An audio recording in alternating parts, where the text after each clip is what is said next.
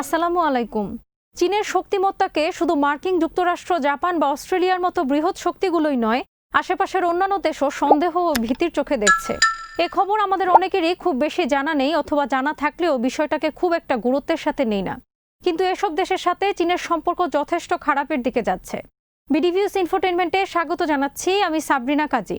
দক্ষিণ চীন সাগরে চীনের ক্রমবর্ধমান তৎপরতাকে চ্যালেঞ্জ মনে করছে ইন্দোনেশিয়া এবং অনেকটা অবিশ্বাস্য শোনালেও সত্য, ভবিষ্যতের যে কোনো পরিস্থিতি মোকাবেলায় দেশটি নিজেদের আকাশ প্রতিরক্ষা ক্ষমতা বাড়ানোর উদ্যোগ নিয়েছে।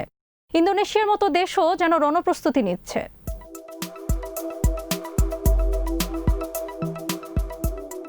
ইন্দোনেশিয়াকে নিজেদের সেকেন্ড হ্যান্ড ইউরোফাইটার টাইফুন জঙ্গি বিমান সরবরাহের প্রস্তাব দিয়েছে অস্ট্রিয়ান বিমান বাহিনী।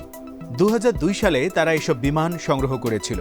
তখনই বেশি দামে এসব বিমান কেনায় দুর্নীতির অভিযোগ উঠেছিল। এসব বিমান হাতে এলে দক্ষিণ চীন সাগরে ইন্দোনেশিয়ান জলসীমায় চীনের অনুপ্রবেশ আরও ভালোভাবে ঠেকানো যাবে বলে মনে করেন ইন্দোনেশিয়ার প্রতিরক্ষা মন্ত্রী প্রাবোবো সুবিয়ান্তো।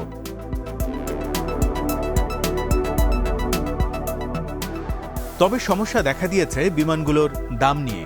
এ কারণেই 15 টুইন ইঞ্জিনের এসব টাইফুন বিমান কেনা বিলম্বিত হচ্ছে ইন্দোনেশিয়ার। আর সুবিয়ান্তো তার পূর্বসূরিদের মতো নন। সেনাবাহিনীর সাবেক এ জেনারেল বেশ ভালোভাবে জানেন ইন্দোনেশিয়ার আকাশ যুদ্ধের সক্ষমতা বাড়াতে হলে কোন কোন সরঞ্জামের প্রয়োজন হবে। উত্তরের নৌসীমান্তে চীনের দিক থেকে ক্রমবর্ধমান চ্যালেঞ্জের মুখে পড়েছে ইন্দোনেশিয়ার নৌবাহিনী। এ চ্যালেঞ্জ মোকাবেলায় সেখানে আরও গাইডেড মিসাইল ফ্রিগেট মোতায়েন করেছেন তিনি।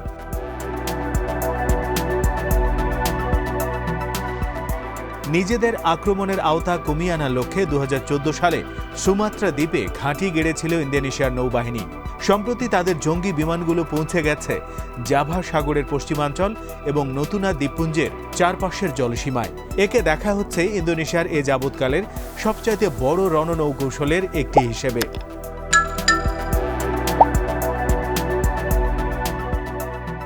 অস্ট্রিয়ান প্রতিরক্ষা মন্ত্রণালয় 3 বছর আগেই ঘোষণা দিয়ে রেখেছে যে 2020 সালের মধ্যেই তারা তাদের বর্তমান জঙ্গি বিমানগুলো পাল্টে নতুন বিমান সংগ্রহ করবে। এর কারণ হিসেবে দেশটি জানায় বর্তমান অস্ট্রীয় বিমান বাহিনীর হাতে থাকা ইউরোফাইটার টাইফুন জঙ্গি বিমানগুলোর মেয়াদ 30 বছর। সে পর্যন্ত বিমানগুলো রাখতে গেলে খরচ পড়বে 500 কোটি মার্কিন ডলার, যার বেশিরভাগই ব্যয় হবে রক্ষণাবেক্ষণে।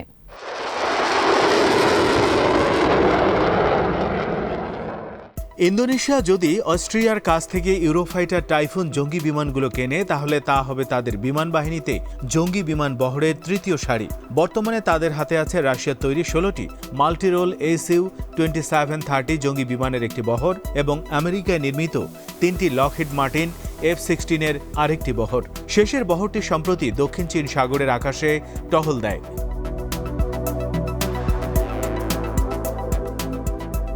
এর বাইরেও রাশিয়ার কাছ থেকে কয়েকটি অত্যাধুনিক সুখোই জঙ্গি জেট বিমান কেনার উদ্যোগ নিয়েছিল ইন্দোনেশিয়া।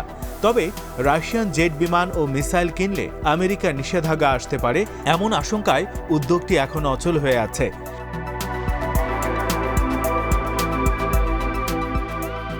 ইন্দোনেশিয়ার প্রতিরক্ষা মন্ত্রী সুবিয়ান্তো ইতিমধ্যে সেকেন্ড হ্যান্ড ইউরোফাইটার টাইফুন জঙ্গি বিমানগুলো কেনার ব্যাপারে তার অস্ট্রিয়ান প্রতিপক্ষ ক্লাউডিয়া ট্যানারের সাথে কথা বলেছেন।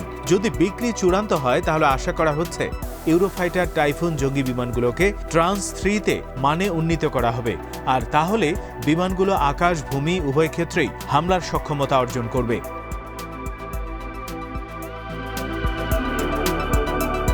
কেনাবেচা সম্পন্ন হলে ইন্দোনেশিয়াই হবে প্রথম এশীয় দেশ যারা ইউরোফাইটার টাইফুন জঙ্গি বিমানের মালিক।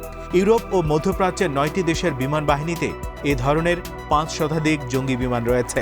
এ ধরনের একটি নতুন জেট বিমানের দাম 10 কোটি মার্কিন ডলার।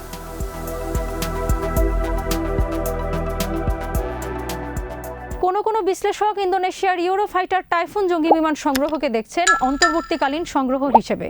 কারণ এর পরে কোনো এক সময় ইন্দোনেশিয়ার হাতে আসার কথা KF-X বা IF-X জঙ্গি বিমান। 2010 সাল থেকে ইন্দোনেশিয়া ও দক্ষিণ কোরিয়ার যৌথ উদ্যোগে এসব বিমানের নির্মাণ কাজ চলছে।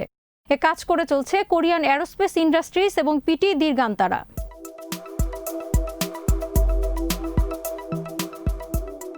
নতুন জঙ্গি বিমানগুলোর প্রথম পরীক্ষামূলক উড্ডয়নের কথা রয়েছে 2022 সালে। ইন্দোনেশিয়া আশা করছে তারা এরকম 48টি বিমান কিনবে। প্রতিটি বিমানের দাম পড়বে 50 থেকে 60 মিলিয়ন মার্কিন ডলার।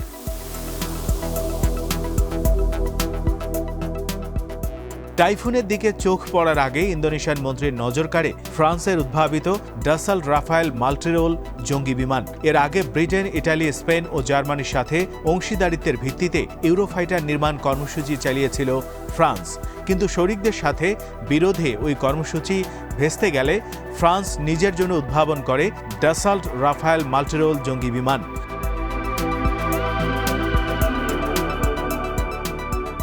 ইন্দোনেশিয়ান প্রতিরক্ষা মন্ত্রী সুবিয়ান্তো কিন্তু রাশিয়ার কাছ থেকে 11টি SU-35 জঙ্গি বিমান কেনার চুক্তি প্রায় চূড়ান্ত করে এসেছিলেন। কিন্তু শেষ মুহূর্তে প্রেসিডেন্ট জোকো উইদোদোর হস্তক্ষেপে চুক্তিটি আর হতে পারেনি। রাশিয়ার সাথে এই চুক্তি হলে আমেরিকার প্রতিক্রিয়া কি হবে তা নিয়ে প্রেসিডেন্ট উইদোদো উদ্বিগ্ন ছিলেন। তিনি ভয় পাচ্ছিলেন এর বিরূপ প্রভাব পড়বে যুক্তরাষ্ট্র ইন্দোনেশিয়া বাণিজ্যের উপর।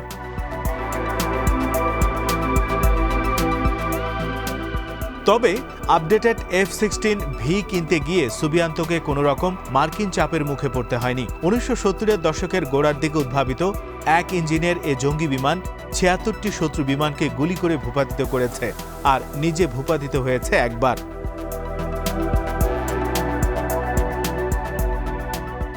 এখানে বলা ভালো যে পূর্ব তিমুরে ইন্দোনেশিয়ান সামরিক বাহিনীর বাড়াবাড়ির অভিযোগে মার্কিন সরকার ওই দেশের কাছে মার্কিন অস্ত্র বিক্রির ওপর 15 বছরের নিষেধাজ্ঞা আরোপ করে। তখনই হুঁশ ফেরে ইন্দোনেশিয়ার। তারা বিভিন্ন দেশ থেকে অস্ত্র সংগ্রহের গুরুত্ব বুঝতে পারে এবং সে ব্যাপারে তৎপর হয়।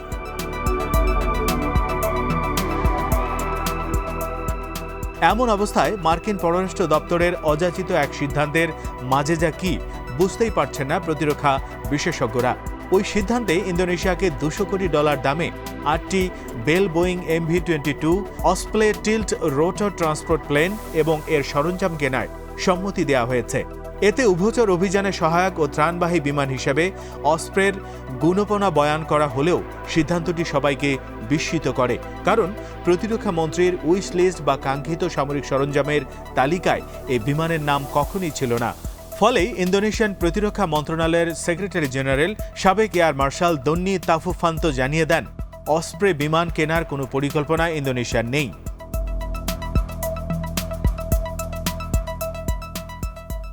এর আগে 21 মিলিয়ন মার্কিন ডলারের মিডিয়াম লিফট UH-60 ব্ল্যাক হক প্রায় কিনতে বসেছিল ইন্দোনেশিয়া। পরে দামের কথা ভেবে পিছিয়ে যায় তারা।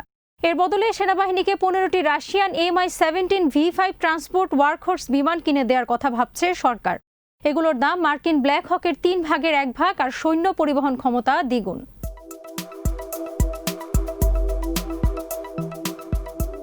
ইন্দোনেশিয়া অতি সম্প্রতি 750 মিলিয়ন মার্কিন ডলারে 8টি sophisticated Apache AH-64 attack helicopter কিনেছে, যার সমালোচনা করেছেন প্রতিরক্ষা বিশেষজ্ঞরা।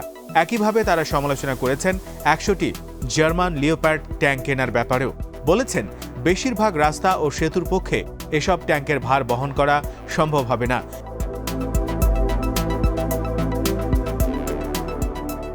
কিন্তু মনে হয় উভয় ক্ষেত্রেই সমালোচনার লক্ষ্য হচ্ছে অস্ত্র শক্তিতে ইন্দোনেশিয়া যেন প্রতিবেশী সিঙ্গাপুর, মালয়েশিয়া ও থাইল্যান্ডকে ছাড়িয়ে যেতে না পারে, কারণ তাহলে দেশটির বহি প্রতিরক্ষা ক্ষমতা ছড়িয়ে পড়বে বিশাল দ্বীপপুঞ্জে, যার আয়তন 19 লাখ বর্গ কিলোমিটার।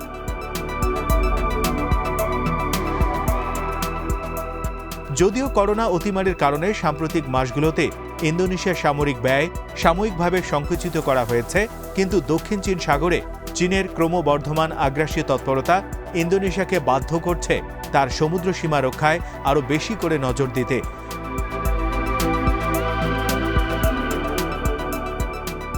এ কারণেই হয়তো গত মে মাসে জাতিসংঘকে দেয়া কূটনৈতিক নোটে ইন্দোনেশিয়া সাফ জানিয়ে দেয়, সমুদ্র সীমা অধিকার ও স্বার্থের মন গড়া দাবি তুলে চীন এ নিয়ে দ্বিপাক্ষিক আলোচনা যে প্রস্তাব দিয়েছে তা গ্রহণ করার কোনো ইচ্ছা ইন্দোনেশিয়ার নেই, কেননা আন্তর্জাতিক আইনে চীনের দাবির কোনো ভিত্তি নেই। জুলাই মাসের শেষার্ধে নতুনা দ্বীপপুঞ্জের চারপাশ ঘিরে স্মরণকালের সর্ববৃহৎ নৌমহড়া করেছে ইন্দোনেশিয়া।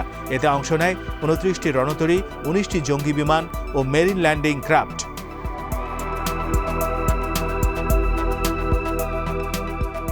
এদিকে ইন্দোনেশিয়ার শক্তি সঞ্চয়ের মহড়ায় তাদের পাশে থাকার ঘোষণা দিয়েছে মার্কিন যুক্তরাষ্ট্র।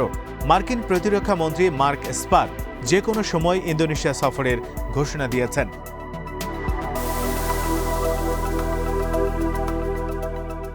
পরিস্থিতি বিবেচনায় বলা যায়, চারদিকে যখন অঘোষিত যুদ্ধের দামামা বেজে চলছে, তখন শির উঁচু করে মাথায় আমামা বাঁধছে দক্ষিণ পূর্ব এশিয়ার মুসলিম দেশ ইন্দোনেশিয়া।